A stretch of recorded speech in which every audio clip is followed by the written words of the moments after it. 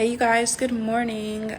Today's morning devotion is on the what and why of Esther. So Esther is in the book of Esther. Go read it. It's short enough. You can just read it in a day. Esther was an orphan and she was cared for by her cousin Mordecai. And in this time, the king was seeking a queen. So they put out a call to bring all these women to the king. And Esther was one of those women. And she went through this process of preparation and she found favor with the king and she became the new queen. So now around the same time that Esther is becoming the queen, there is a plot out against her people. So Esther was really a Jew, but she went by another name to conceal her background and her identity because the pagan king would have never chosen a Jew as a wife. So Esther kind of gets infiltrated into this royal family, royal place, right? The palace. And she's there and they don't know she's a Jew, but at the same time that this is happening, Haman, the king's right-hand man, is plotting against all of the Jews, especially Mordecai. And Mordecai makes Esther aware of this. And Mordecai asks Esther to go to the king, but in this time it was against the law to go to the king without being summoned, without being called. And Esther could lose her life if the king did not accept her approaching him.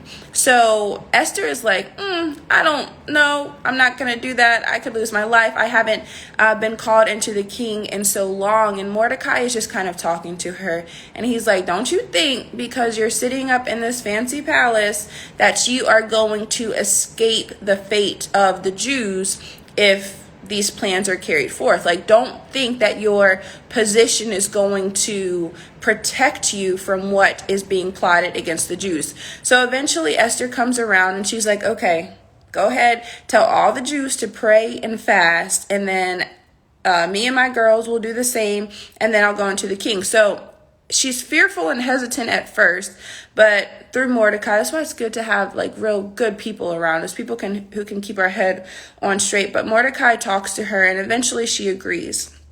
But not after they take the time to pray and fast. So Esther ends up risking her life approaching the king, and when she does, she finds favor. So ultimately the Jews, and she gets to tell the king about everything that's happening, and the king is like, oh no, what in the world? And the king writes letter or makes a law to not do that, right? So in the end, the Jews are saved, and the person responsible for their plotting, Haman, for the plot to kill them, he gets killed in the same way that he had intended to kill Mordecai, Esther's cousin. So Esther was positioned for a purpose, on purpose. And sometimes we can be positioned, right? We can have influence, or we can know certain people, or we can be in a specific place. We can be positioned in our life thinking that it's just favor or a blessing, thank God, thank you for getting me here, thank you for giving me this opportunity. And it's yeah, that's great, but we have to remember that it doesn't stop there. We're talking about our what and our why. The what may be wonderful, but the why never stops at just us. The purpose of Esther's placement was not just about herself. It was not just to take this orphan girl and to make her a queen. No, there was a purpose attached to that positioning. We have to realize and remember that our why always goes beyond us. So we should not be surprised when purpose is revealed and what we thought our lives were ends up being greater, or about this bigger mission or this bigger picture. That shouldn't be surprising to us, because we should know that we're created for more than this, more than just ourselves. Esther became queen, and that was her what, right? And her why was to save her people from destruction. It required her to risk her own life. It required her to put her own life on the line for the possibility. It wasn't guaranteed, for the possibility of saving others. But she didn't do it on her own. She found strength in her community. It was not her natural inclination to risk her life for the sake of others, but she did it through finding strength and courage in her community and spending adequate time actually praying and fasting. We can't think that we're going to be successful in fulfilling the purpose of God without including God, without going to him, without leaning on him and depending on him to do what is required of us to do.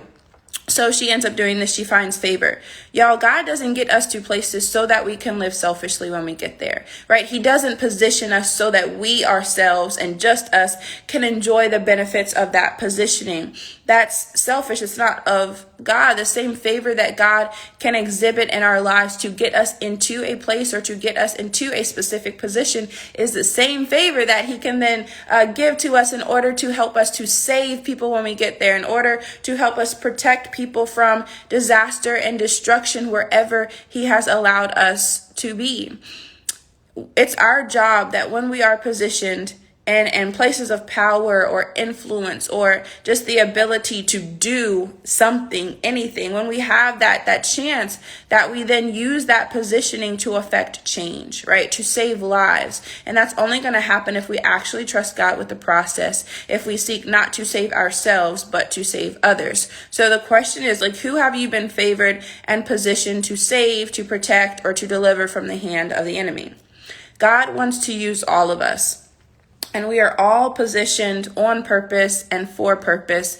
We just need to be willing to trust God, right? Willing to take the risks and willing to set our eyes on the lives of others instead of the life of ourselves. I think sometimes we can shrink back trying to protect our positioning, right? Trying to protect this place that we've risen to. And then we're forsaking people and we're forsaking purpose, but we always have to choose our purpose over our positioning. We can never allow where we've gotten to in life to distract us or keep us from the ultimate goal, the ultimate why that really exists in life. So know and be grateful for positioning, right? Know and be grateful for where you are, but let's not stop at just us. Let's use where we are to help someone else. You guys have a great day today. Bye, y'all.